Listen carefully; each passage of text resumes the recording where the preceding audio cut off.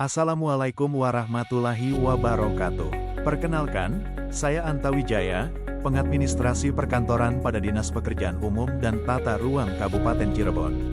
Pada kesempatan ini saya akan menyampaikan rencana aksi mengenai optimalisasi penyusunan daftar kebutuhan barang milik daerah atau DKBMD.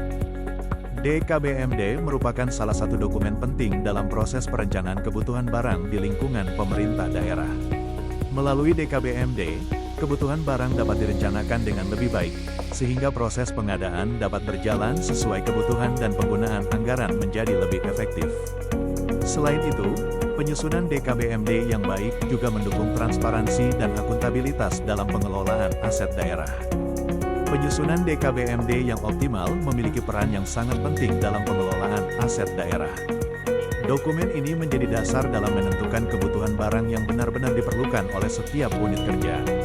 Apabila data yang disusun akurat dan lengkap, maka proses perencanaan pengadaan barang dapat dilakukan dengan lebih tepat sasaran. Hal ini tentunya akan membantu meningkatkan efisiensi penggunaan anggaran serta mendukung pengelolaan aset yang lebih tertib dan akuntabel.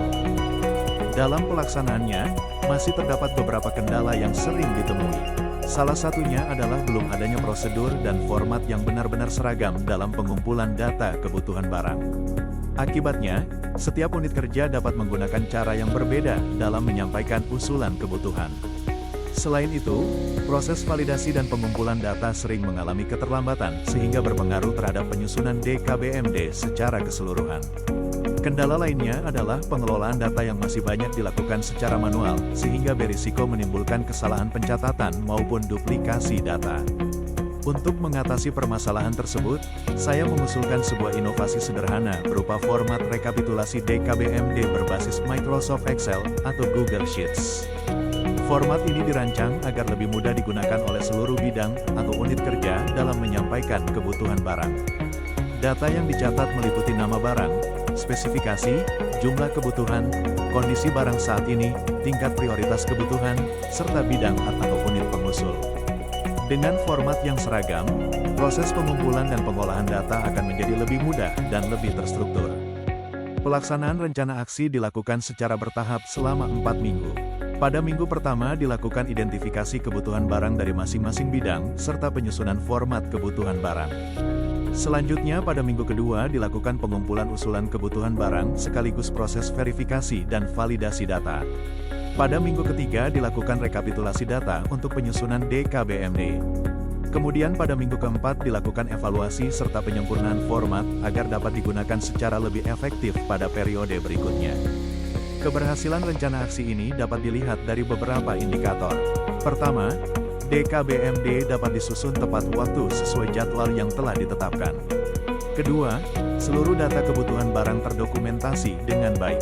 Ketiga, berkurangnya kesalahan maupun duplikasi data usulan kebutuhan barang. Dan yang terakhir, tersedianya format rekapitulasi kebutuhan barang yang mudah digunakan oleh seluruh unit kerja. Melalui penerapan format rekapitulasi yang lebih terstandar, diharapkan kualitas data kebutuhan barang menjadi lebih akurat.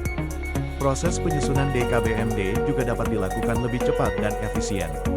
Selain itu, perencanaan pengadaan barang akan menjadi lebih tepat sasaran karena didukung oleh data yang jelas dan terstruktur.